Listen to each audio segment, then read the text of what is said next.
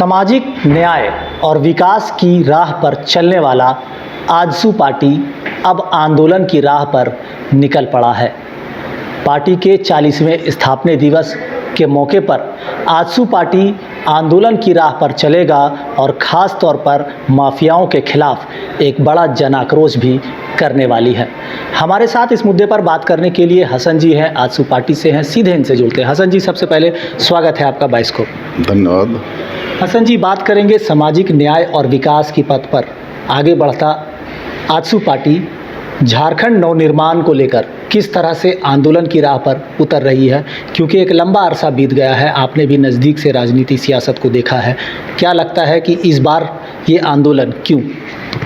देखिए, आपके प्रश्नों का जवाब देने से पहले थोड़ा मैं जाना चाहूँगा पीछे की ओर। झारखंड आंदोलन इस देश का सबसे लंबा और पुराना आंदोलन था, जो लगातार 5 दशक 6 दशक तक आंदोलन चला। इस आंदोलन में शिथिलता के बाद में 1986 में जब आजसू का गठन हुआ, आजसू के गठन के बाद इसके संस्थापक जिनके परिकल्पना के आधार पर ये आजसू का गठन हुआ, हमारे शहीद निर्मल महतो जी थे। उन्हीं की प्रेरणा से आजसू पार्टी आजसू बना। उनकी हत्या, उनकी शहादत के बाद पहला बार हम लोगों ने 1987 में राज्यव्यापी आंदोलन खड़ा किया, जिसकी व्यापक सफलता के बाद में निरंतर हम लोग अर्ध सशस्त्र आंदोलन की ओर चले गए और हमारा आंदोलन का ही परिणाम रहा कि ये राज्य बना। हमने पूरे राज्य के लोगों को जो सपने दिखाए थे, जिस परिकल्पना के साथ हमने इस आंदोलन की शुरुआत की थी, अलग राज्य बनने के बाद में आज हम ठगा सा महसूस कर रहे हैं। यहाँ का छात्र, नौजवान, महिला, रोजगार कर्मी, मैंने समाज के तमाम तबके के लोग आज ठगा महसूस कर रहे हैं कि हमने ऐसे लोगों के नेतृत्व में काम करने का, अपना वोटिंग करने का काम किया, जिन्होंने ये वादा किया था कि हम सत्ता में आएंगे तो झारखंडी लोगों का चहुमुखी विकास होगा। लेकिन आज विकास के नाम पर विनाश हो रहा है। ये सरकार एकदम निरंकुश सरकार हो गई है और अफसरशाही पूरे राज्य पर हावी है।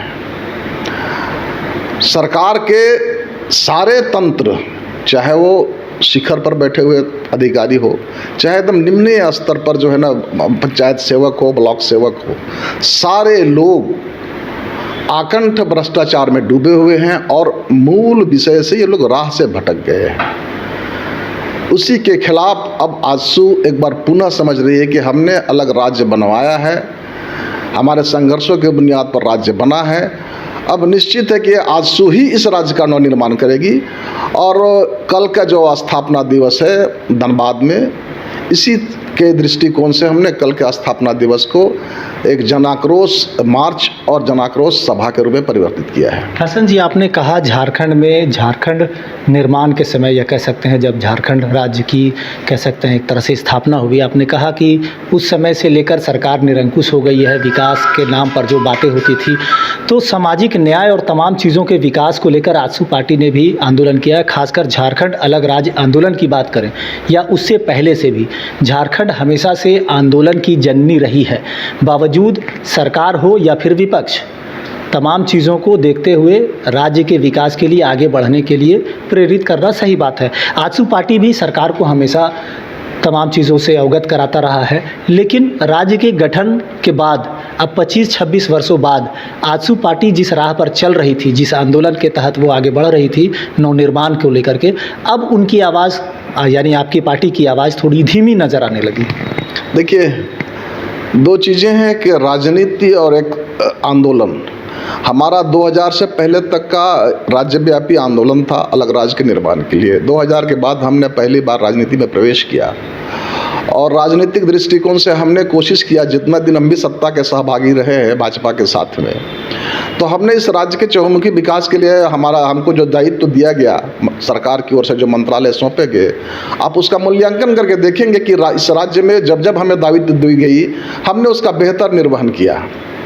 वर्तमान सरकार में जो है, जिसके अगुवा हैं झारखंड मुक्ति मोर्चा, ये अपने आप को कहती है कि मैं जल जंगल जमीन का से उपजा हुआ पार्टी हो। निश्चित तौर पर आंदोलन का एक पार्टी रहा है, आंदोलनकारी पार्टी रहा है, लेकिन पता नहीं इन्होंने अपना चरित्र ही खो दिया सत्ता में आने के बाद में। लगातार देखिए 26 वर्षों में 13-14 वर्ष तो सत्ता में ही भी रहे हैं। अभी जब सेकेंड टर्म चल रहा है, कंटिन्यूअस सेकेंड टर्म चल रहा है। इससे पहले भी मुख्यमंत्री रहे, इससे पहले गुरुजी मुख्यमंत्री रहे, सारा चीज़ रहा। लेकिन जो ही सत्ता में ये आते हैं, सत्ता में जो ही काबिज होते हैं, इनका काम बदल जाता है, इनकी सोच बदल जाती है, फिर झारखंडियत खत्म हो जाती है। हम उसी झारखंडियत को पुनर्स्थापित करना चाहते हैं।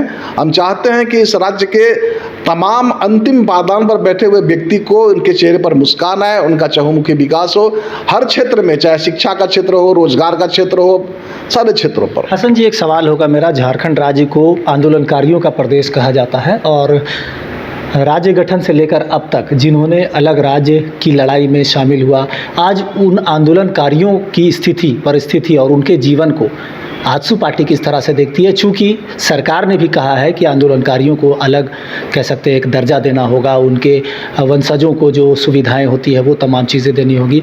इन तमाम चीज़ों को आजसू पार्टी कैसे देखती है? देखिए, आंदोलन जब हम लोगों ने किया था, मैंने भी पूरी अपनी जवानी दे दी। जस्ट यूनिवर्सिटी पास आउट करने के बाद में आंदोलन में ही कूदा था और तब से लेके आजसू के हजारों छात्रों ने अपने सर्टिफिकेट्स को जरा हमारे आह्वान पर सर्टिफिकेट जलाने का काम किया। वर्तमान सरकार जब आई सत्ता में, आज तक इन्होंने आंदोलनकारियों को समुचित रूप से चिन्हित नहीं कर पाया है। उनके पुनर्वास की बात तो अलग है। और हमने ये डिमांड रखा था समय समय पर मुख्यमंत्री के सामने कि साहब, आंदोलनकारी इस नियत से आंदोलन नहीं किए थे कि जब अलग राज्य होगा तो हमें सर्टिफिकेट मिलेगा, हमें पेंशन मिलेगा, बल्कि उनके अंदर एक जज्बा था इस राज्य को आंतरिक उपनिवेश शक्तियों के साथ से मुक्त कराना। हमने वो लक्ष्य तो हासिल कर लिया। अब जब सरकार को उन आंदोलनकारियों को चिन्हित करके उनको उनका समुचित सम्मान देने की बारी आई तो सरकार मौन बैठी हुई है। और इन्होंने एक डिमार्केशन कर दिया कि साहब, जो जेल गए हैं सिर्फ वही लोग आंदोलनकारी हैं, उन्हीं को पेंशन मिल रही है। जबकि देखिए, आंदोलन हर किस्म से होता है। जो लेखनी से भी आंदोलन होता है, बोलने से भी आंदोलन होता है। तो बहुत सारे ऐसे आंदोलनकारी छूट गए हैं पीछे, जिन्होंने कभी जेल नहीं गया। नेतृत्व के भी जेल कोशिश किया कि नहीं गया जेल, तो नहीं गया जेल। तो वैसे लोगों को सरकार की तरफ से उनके लिए कोई चिंता नहीं है, उनको सम्मान देने की कोई बात नहीं। तो आजसू पार्टी की ओर से जो आरोप आपने जो बताया है कि इस सरकार में आंदोलनकारियों को उनका हक अधिकार नहीं मिल रहा है, तो अब ऐसे में हम ये कहेंगे राज्य के जो पूर्वज थे, जिन्होंने अलग राज्य का सपना देखा था, अलग राज्य जल जंगल ज़मीन के जो बातें करते थे, उन पूर्वजों के सपनों को आजसू पार्टी किस पायदान पर आंकती है? आज तक तो मैंने कहा ना कि आज तक जिन सपनों के साथ हमने इस राज्य का आंदोलन किया था और गांव-गांव जा कर के जो हम जहाँ के लोगों को जो जगाने का काम किए थे, आज वो सपने अधूरे के अधूरे रह गए। आज एक भी सपना पूरा नहीं हो पाया है। आप हर फील्ड में देखिए, हमने सपना देखा था कि हमारा अपना स्वशासन होगा, इस स्वशासन व्यवस्था में हम जो है ना खुद अपने निर्णय लेने के अधिकारी होंगे। लेकिन आज क्या स्थितियां है? आज यहाँ के लोग जो है ना, बेरोजगारों का एक फौज खड़ा हो गया है। आज अब इस सरकार के हर विभाग में देखिए, आप यहाँ का जो आम व्यक्ति है, जिसकी छोटी सी जमीन भी है, आप अंचल कार्यालय में जाकर के देखिए, अपने ही नाम को चढ़वाने में, ऑनलाइन चढ़वाने में अगर वो दक्षिणा नहीं देते हैं सीओ को, कर्मचारी को, सीआई को, तो उनका नाम नहीं चढ़ पाता है, उनके कई जूते घिस जाते हैं। ये सरकार को दिखाई नहीं दे रहा है कि किस तरह का भ्रष्टाचार पूरे अंतिम सरकार का जो है सबसे निम्नतम इकाई, वहाँ भी इस तरह का भ्रष्टाचार का बोलबाला है। तब इस तरह की स्थिति परिस्थिति को बदलने के लिए कौन से नए आंदोलन की दरकार पड़ेगी और कैसे राज्य विकास की पथ पर आगे बढ़ेगा, इसके लिए कोई सुझाव हो या फिर कोई इस तरह की चीज़ें? हम निश्चित तौर पर कल जो हमारा आपका स्थापना दिवस है, कल हम एक संघर्ष का एक नया उलगुलान करेंगे, नई घोषणा करेंगे कि अब हम हर स्तर पर आंदोलनरत रहेंगे। प्रखंड से लेकर के, प्रखंड मुख्यालय से लेकर के, जिला मुख्यालय से लेकर केंद्रीय कार्यालय तक आजसू पार्टी निरंतर लगातार संघर्ष करती हुई दिखाई देगी। तो चलिए, झारखंड राज्य में जीरो टॉलरेंस की बात कर रही महागठबंधन का नेतृत्व कर रहा हेमंत सोरेन की सरकार, इस सरकार में प्रशासनिक व्यवस्था हो या तमाम विभाग जैसा कि आजसू का आरोप है कि तमाम विभाग भ्रष्टाचारियों से लिप्त है, कहीं ना कहीं लोग हताश नज़र आ रहे हैं, लेकिन सरकार ज़ीरो टॉलरेंस की बातें कर रही है। ऐसे में एक नए उलगुलान की शुरुआत के साथ आजसू पार्टी फिर से अपने आंदोलन की शुरुआत कर रही है। लेकिन अब देखना होगा कि पुरानी चीज़ों को देखते हुए नए सिरे से इस आंदोलन के तहत झारखंड राज्य का कितना विकास होता है, या फिर से वही आंदोलनकारी प्रदेश में फिर से आंदोलनकारी आंदोलन ही करते रह जाएंगे, ये देखने वाली बात होगी। घर रहने का मकान भर नहीं, ये खुशियों की तिजोरी है। दरवाजे पर दस्तक देता पड़ोस, खिड़कियों से उमड़ आता आसमां, तारों में उलझी ऐसी ना जाने कितनी दास्तां।